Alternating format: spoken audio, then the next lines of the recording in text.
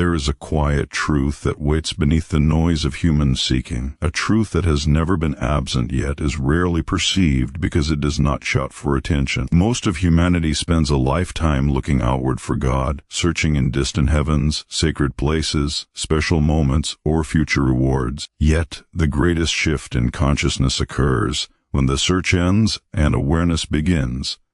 When the restless mind grows still enough to perceive that what it has been seeking has always been present, this realization alone alters the entire concept of God from a distant power to an ever-present reality. The human mind is trained to measure, compare, judge, and define. It wants God to be understandable in human terms, to fit within concepts of reward and punishment, approval and disapproval. But the moment God is confined to a concept, the infinite is reduced to an image. The spiritual path is not about refining better concepts of God. It is about transcending concepts altogether.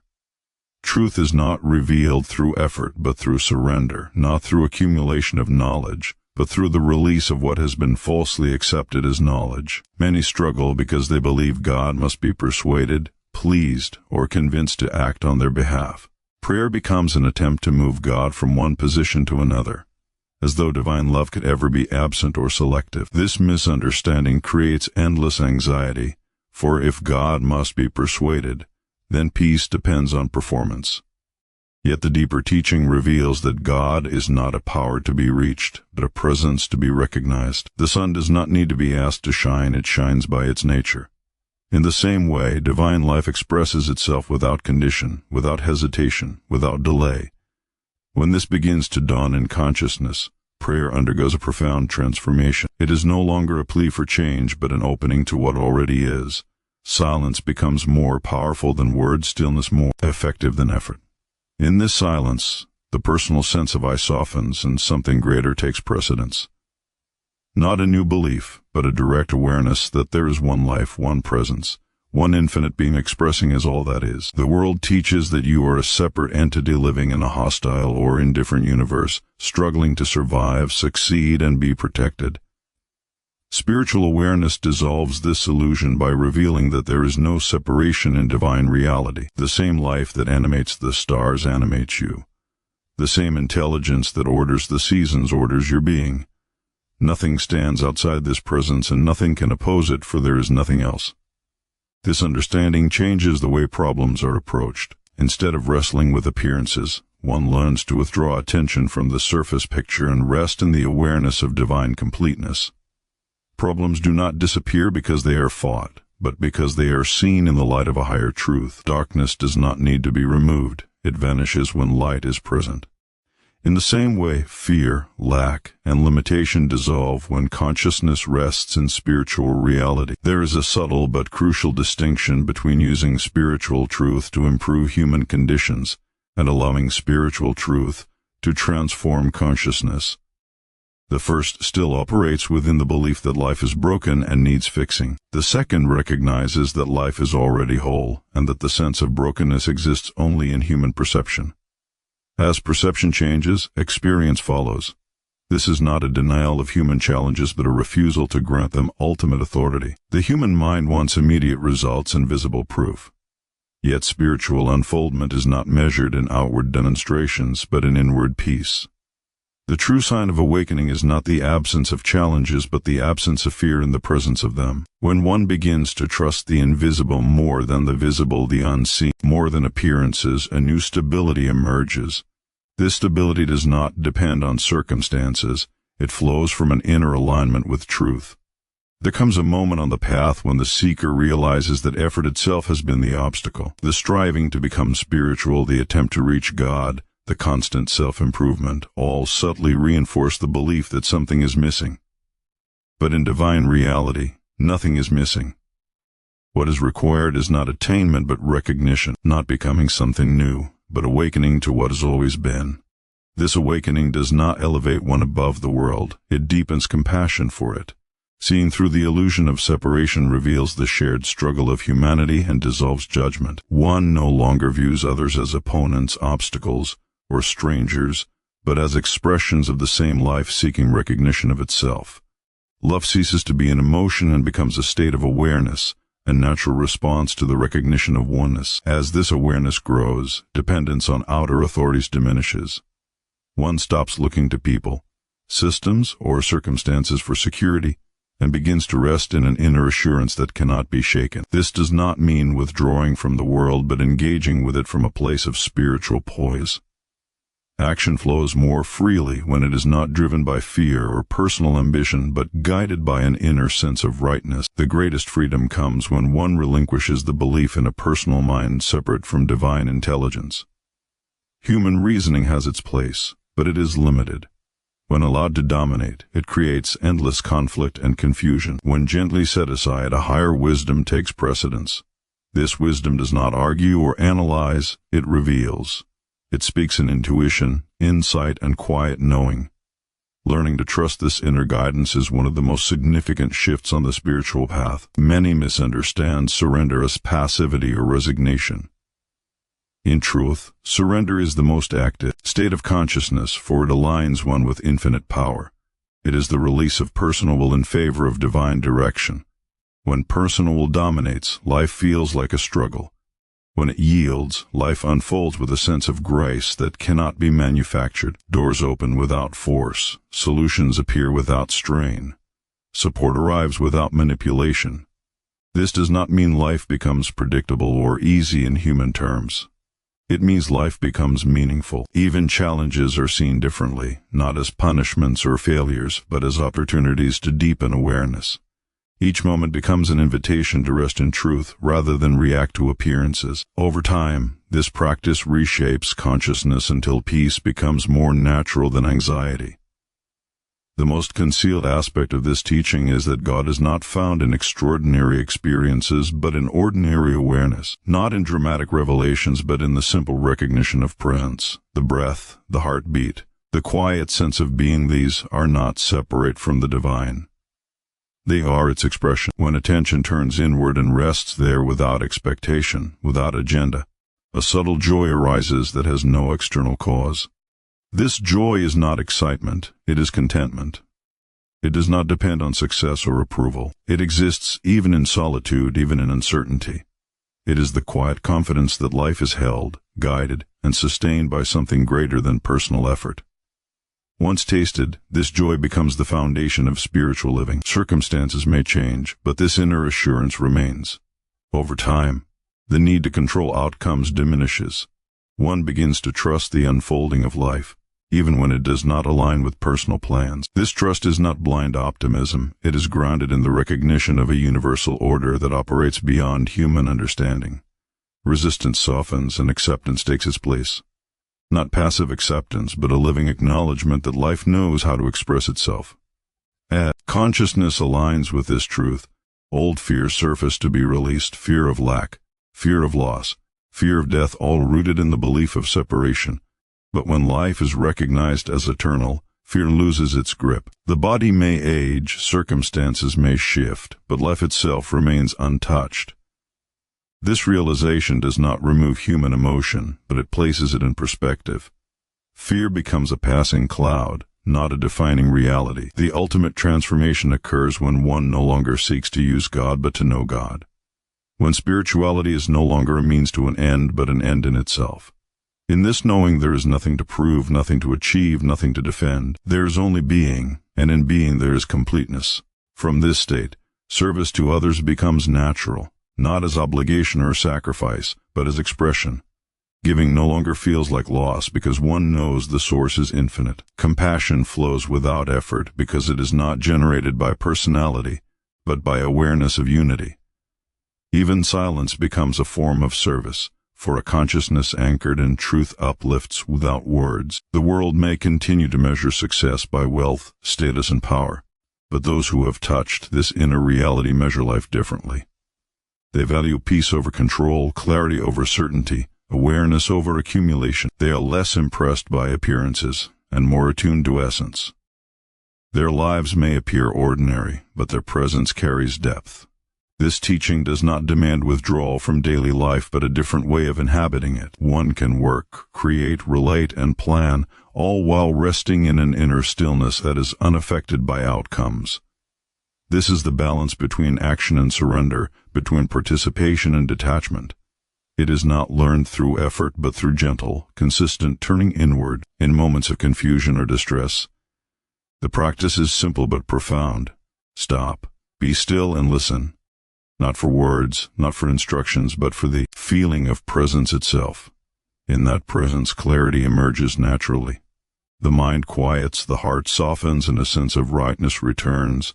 This is not escapism, it is alignment. Gradually, one realizes that the divine has never been absent, never withholding, never judging.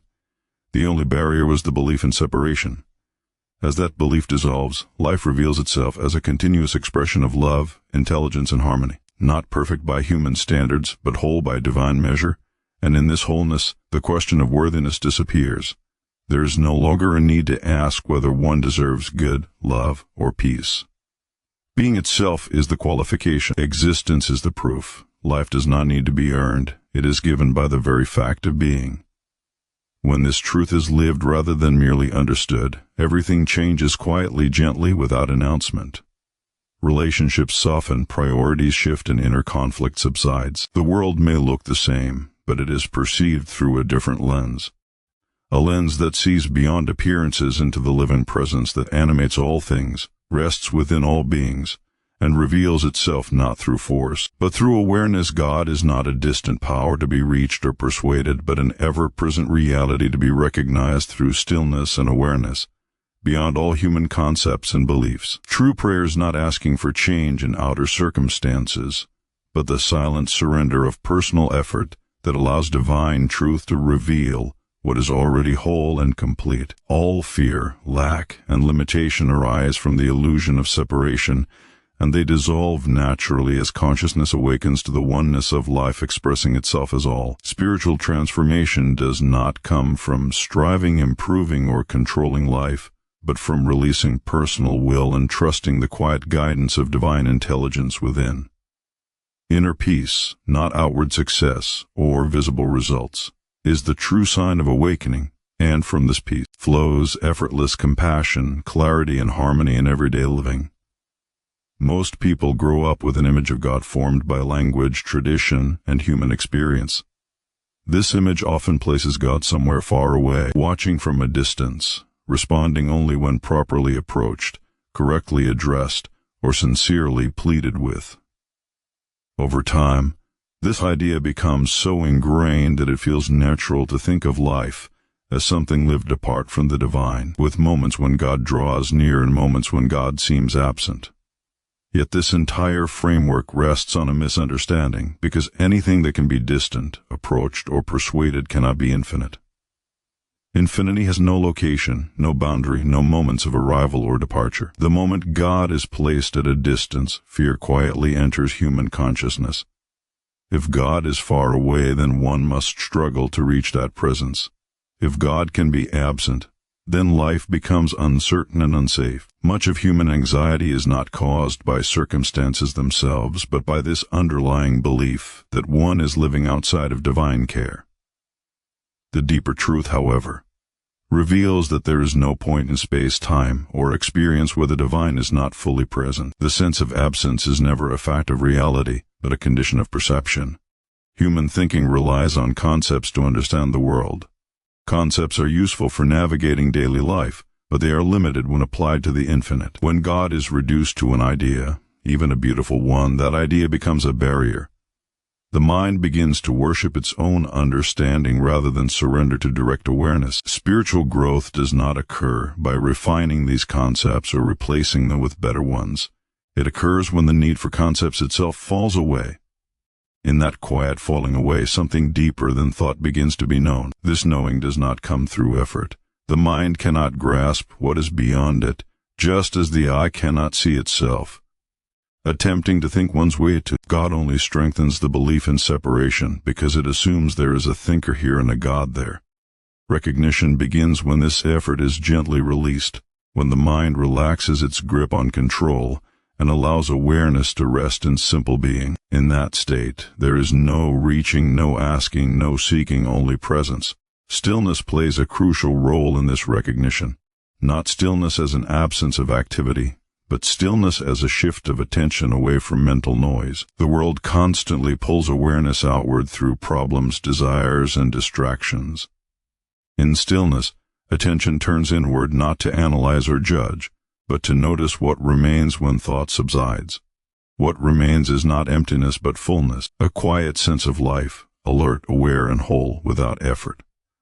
When this stillness becomes familiar, the idea of a distant God begins to dissolve.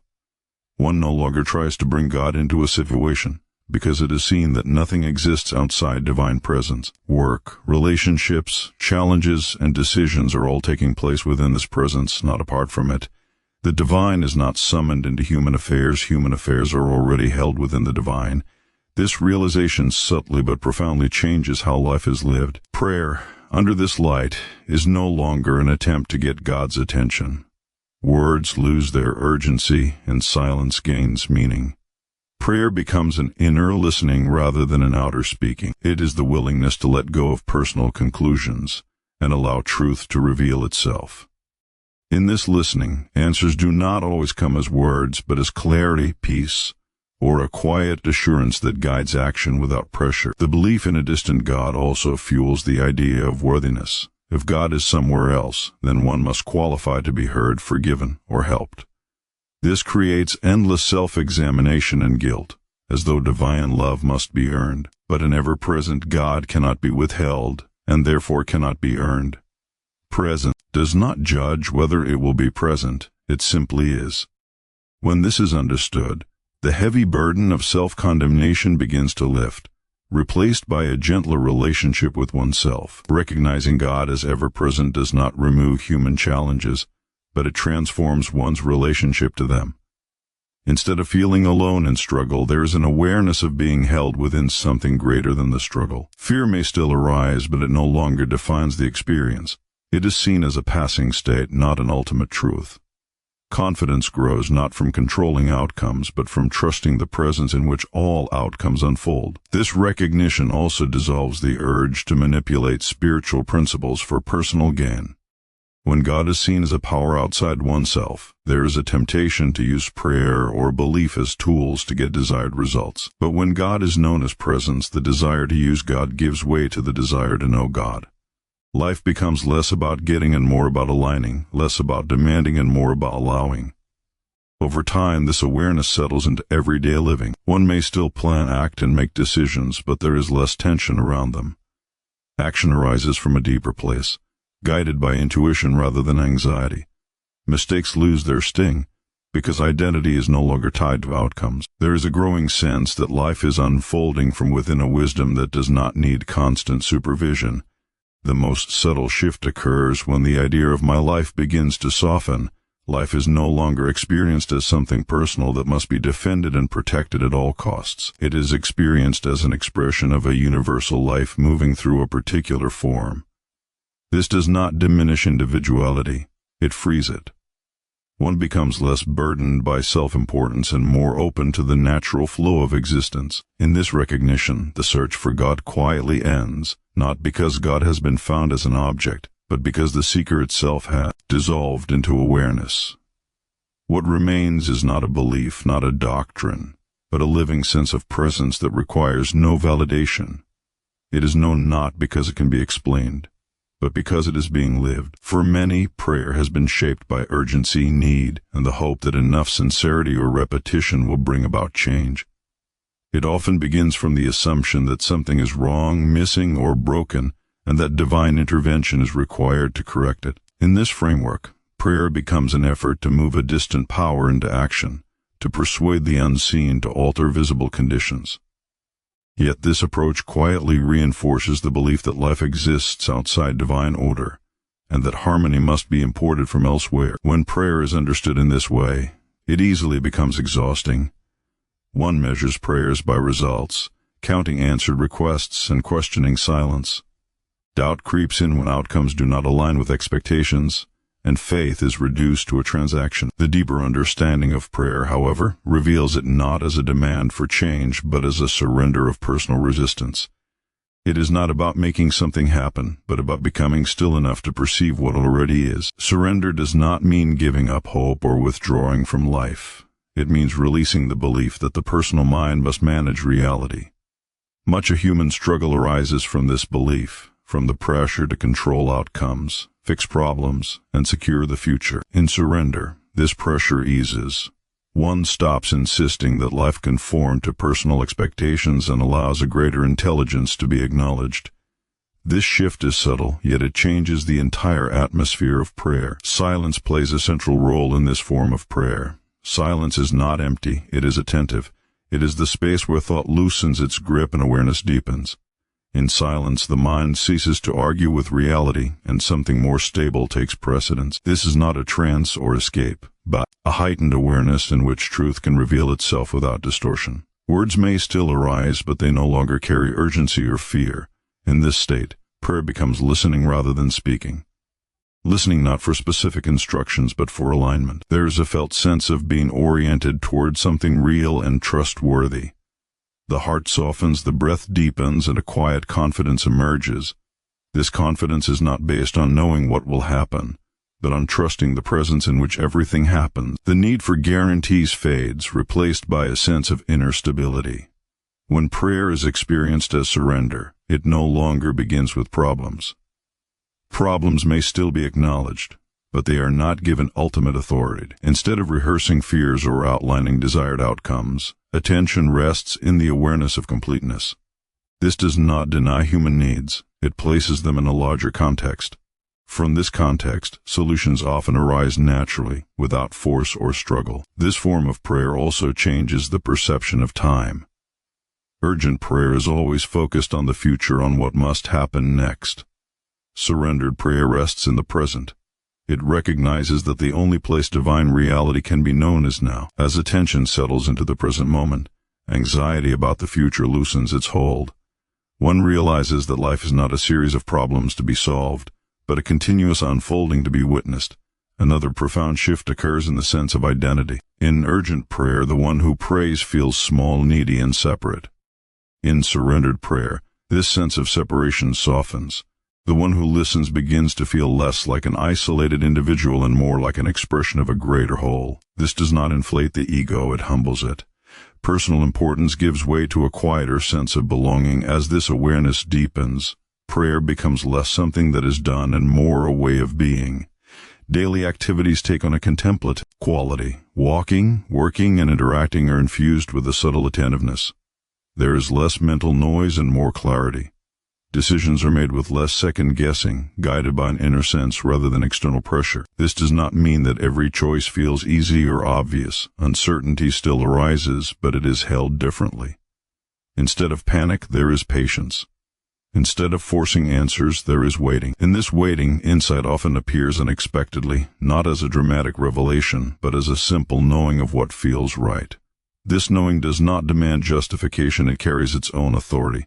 Surrendered prayer also transforms the way challenges are met. Instead of immediately asking how to fix or escape a situation, one pauses to rest in awareness.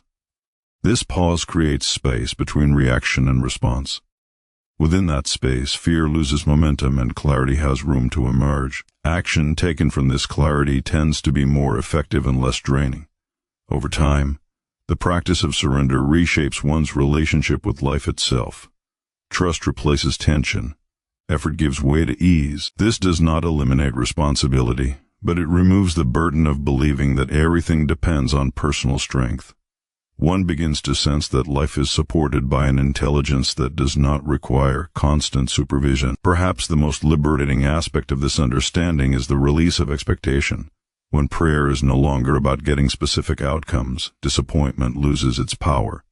Whatever unfolds is met with curiosity rather than resistance. Even when circumstances are challenging, there is an underlying sense that something meaningful is taking place beyond immediate understanding.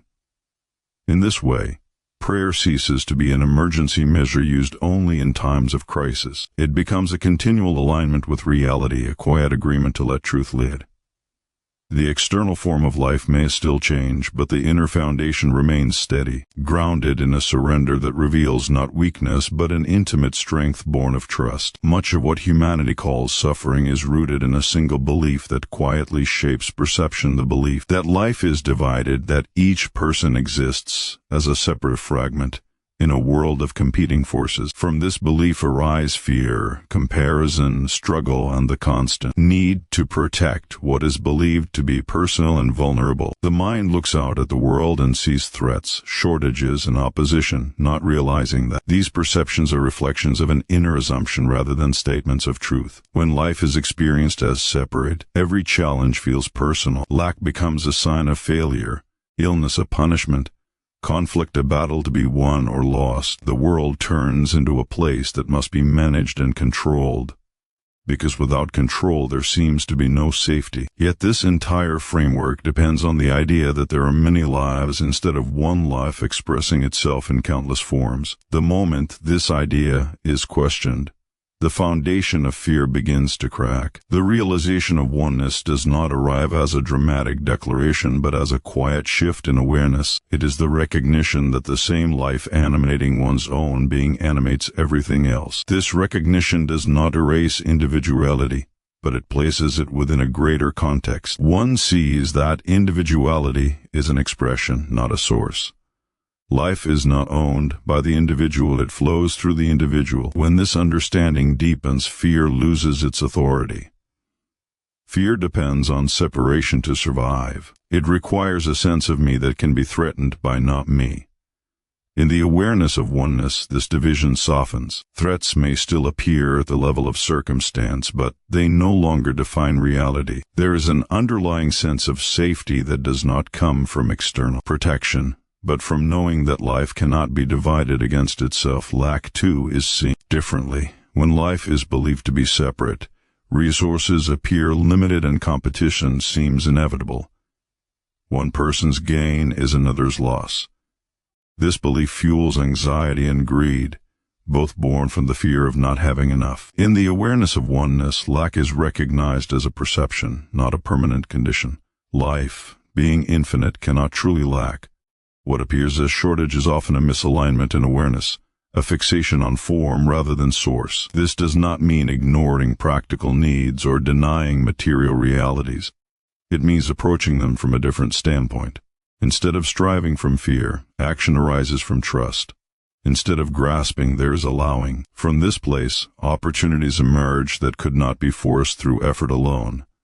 Support appears in unexpected ways, not because it was demanded, but because awareness shifted from limitation to wholeness. Limitation itself is another expression of the belief in separation. The mind assigns boundaries to what is possible based on past experience, social conditioning, and personal history. These boundaries feel real because they are constantly reinforced. Yet they are not laws, they are assumptions. When awareness rests in oneness, these assumptions begin to loosen. Possibility expands, not because one imagines more, but because the constraints of thought relax.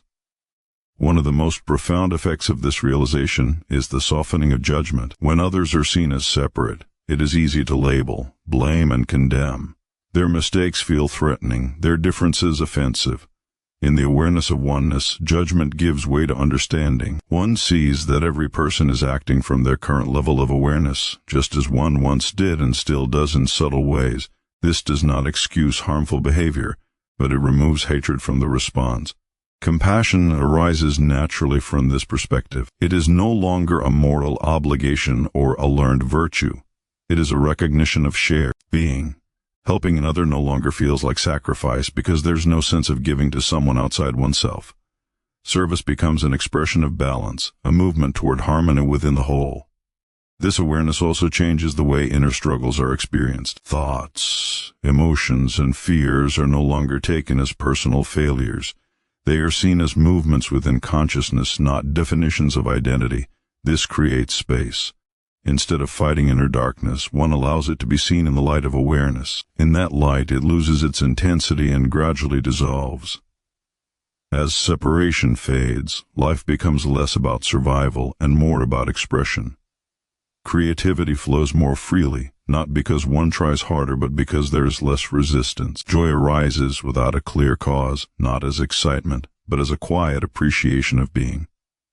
Even ordinary moments carry a subtle richness because they are no longer filtered through constant self-concern. Relationships, too, are transformed. Instead of seeking completion through others, one meets them from a place of wholeness. expectations soften. Control gives way to presence.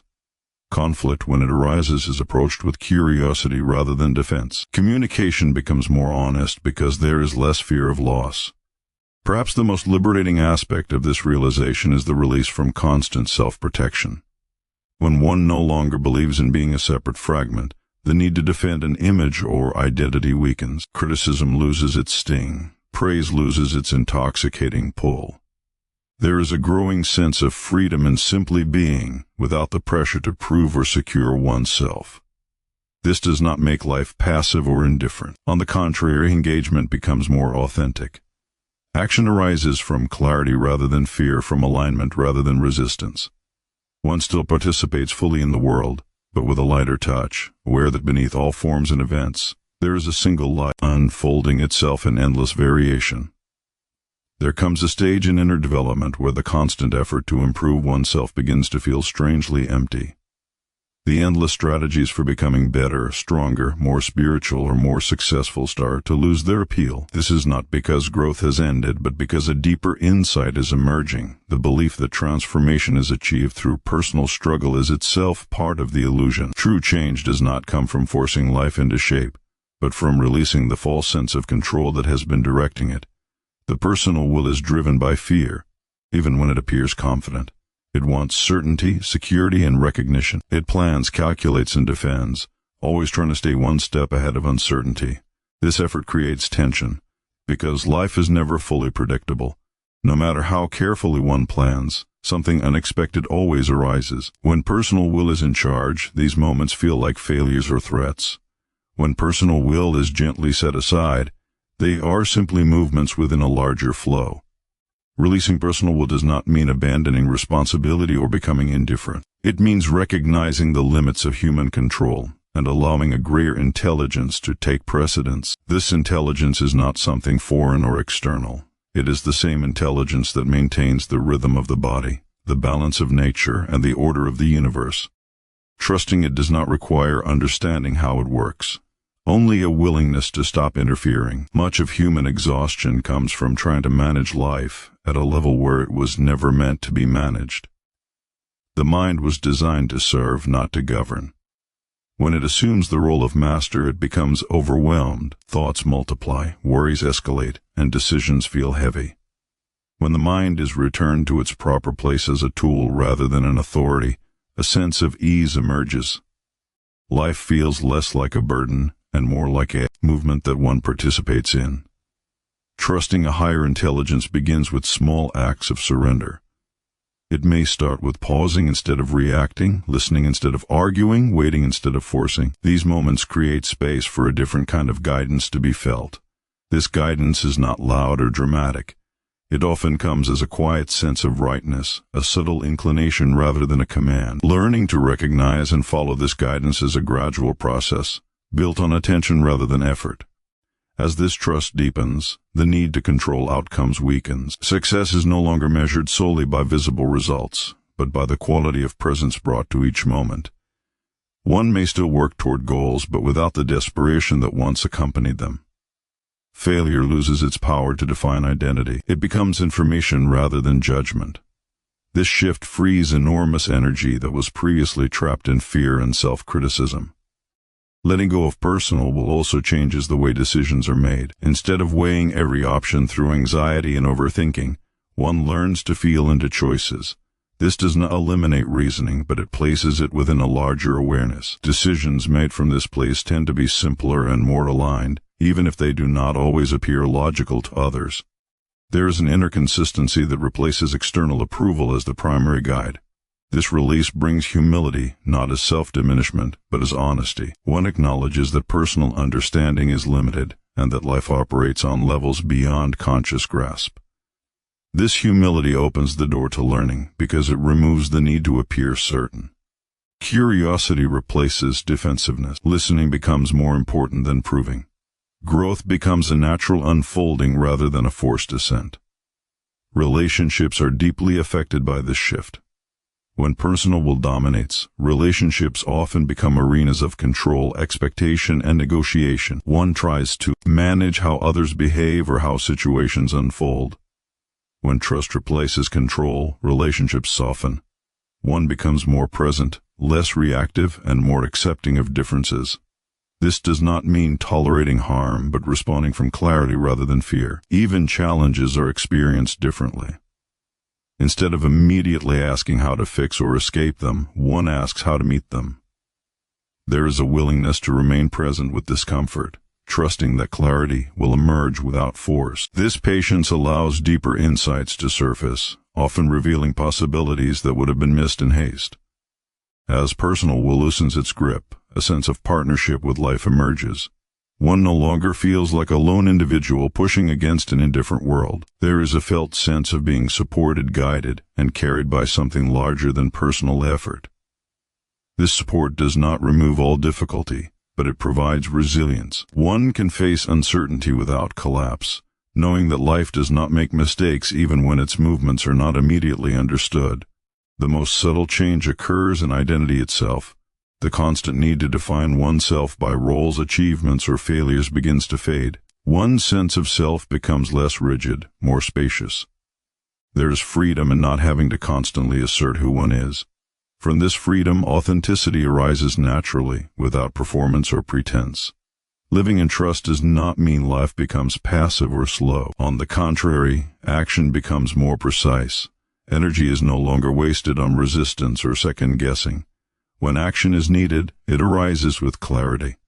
When waiting is needed, there is patience. This rhythm, once established, brings a deep sense of harmony, as though life itself is leading and one is learning to follow without fear. Many measure spiritual growth by visible improvement in circumstances, believing that awakening should remove difficulty and replace it with uninterrupted success. Yet, outward conditions are always in motion, shaped by countless factors beyond individual control.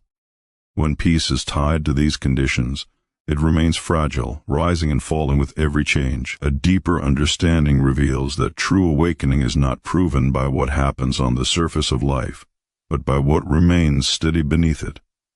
Inner peace is not the absence of activity or challenge. It is the absence of inner resistance to activity and challenge. Life continues to present situations that require response, decision, and effort, but these no longer disturb the core of one's being. There is a quiet center that remains untouched, observing without panic, engaging without desperation. This center is not created through discipline or willpower. It is uncovered as false identifications fall away. As awareness shifts inward, one begins to notice that reactions arise automatically when peace is absent. Anxiety rushes to predict outcomes, anger flares to protect identity, sadness clings to what has been lost. These reactions feel personal, yet they are patterns conditioned over time. When they are seen clearly without judgment, they begin to loosen. Peace is not forced upon them, it simply becomes more compelling than the habits that once obscured it. This peace does not announce itself dramatically. It is subtle, almost easy to overlook because it lacks intensity. It does not seek attention or validation. It is felt as a gentle steadiness, a sense of being at home within oneself. Once recognized, it becomes clear that this peace was never absent. It was only covered by constant mental movement. The effort to achieve peace often delays its recognition, because effort keeps the mind active. As peace becomes more familiar, the need for external confirmation diminishes. Success and failure lose their absolute meanings. Praise no longer inflates, and criticism no longer wounds as deeply. One still appreciates positive outcomes and learns from negative ones, but identity is no longer attached to them. This detachment is not indifference, it is freedom. It allows engagement with life without being consumed by it. From this inner peace, compassion arises naturally. When one is no longer at war within, there is less impulse to fight externally. Understanding replaces blame. Listening replaces defensiveness. This does not mean boundaries disappear, but they are maintained without hostility. Relationships become spaces for presence rather than arenas for control or validation. Clarity is another fruit of inner peace. When the mind is not crowded by fear or desire, perception sharpens. One sees situations more accurately, without the distortions of projection. Decisions become simpler, because they are not burdened by excessive emotion. Even when choices are difficult, there is an underlying sense of alignment that guides action. This clarity does not guarantee that outcomes will always be comfortable, but it ensures that actions are coherent. One acts with integrity, even when the result is uncertain. Regret diminishes because actions were taken from awareness rather than impulse. Over time, this builds trust in oneself, not as an egoic achievement, but as confidence in one's ability to remain present. Perhaps the most profound shift is the realization that peace is not something to be protected. When peace is seen as fragile, one becomes anxious about losing it. When it is recognized as intrinsic, fear of disturbance fades. Even in moments of emotional intensity, there is an awareness beneath the emotion that remains calm. This awareness does not suppress feeling, it holds it. Living from this peace changes one's relationship with time. Urgency softens. The constant pressure to arrive somewhere else in life dissolves. The present moment becomes sufficient not because it is perfect, but because it is complete. Planning still occurs, but without the sense that fulfillment lies exclusively in the future. This state also alters the way one serves others. Service is no longer driven by obligation or the need to be needed. It arises spontaneously as a natural extension of inner fullness. Giving does not deplete because it is not measured against personal lack. It feels more like circulation than sacrifice. Even solitude is experienced differently. It no longer feels like absence or loneliness, but as a rich space of presence. One is comfortable being alone, not because of withdrawal from others, but because connection is no longer dependent on external interaction. This inner companionship provides resilience in times of loss or transition. As peace stabilizes, gratitude arises without effort. Not gratitude for specific events alone, but gratitude for being itself. The simple fact of existence begins to feel meaningful. Ordinary moments carry depth, because they are no longer rushed past in search of something better. Life continues with its uncertainties, changes, and challenges, but they unfold against a background of steadiness.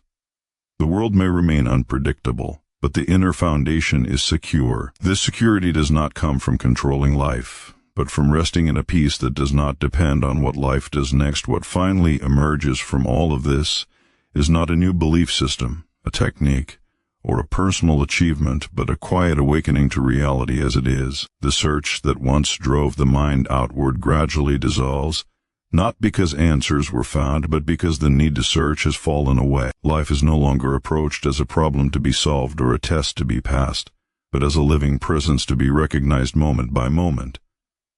In this recognition, effort relaxes, fear loosens its grip, and trust replaces control. Nothing dramatic needs to happen for this transformation to be real. It expresses itself in subtle ways. A calmer response where there was once anxiety, patience where there was once urgency, understanding where there was once judgment. These are not signs of weakness, but of alignment. They reveal a consciousness that is no longer driven by appearances, but grounded in an inner knowing that does not depend on circumstances. The greatest gift of this realization is freedom. Freedom from the constant pressure to become something else, to prove worth, to secure life through personal effort alone. One begins to live from a deeper source, allowing actions to arise naturally, guided by clarity rather than fear. Life is met as it comes, without resistance, without grasping, without the need to control its unfolding. In this way, spirituality returns to its simplest form. Not something added to life, but the recognition of what life already is, not a distant ideal, but a present reality. And as this awareness deepens, it becomes evident that peace was never missing, love was never withheld, and guidance was never absent. What changes is not life itself, but the way it is seen, and in that shift of vision, everything quietly falls into its proper place.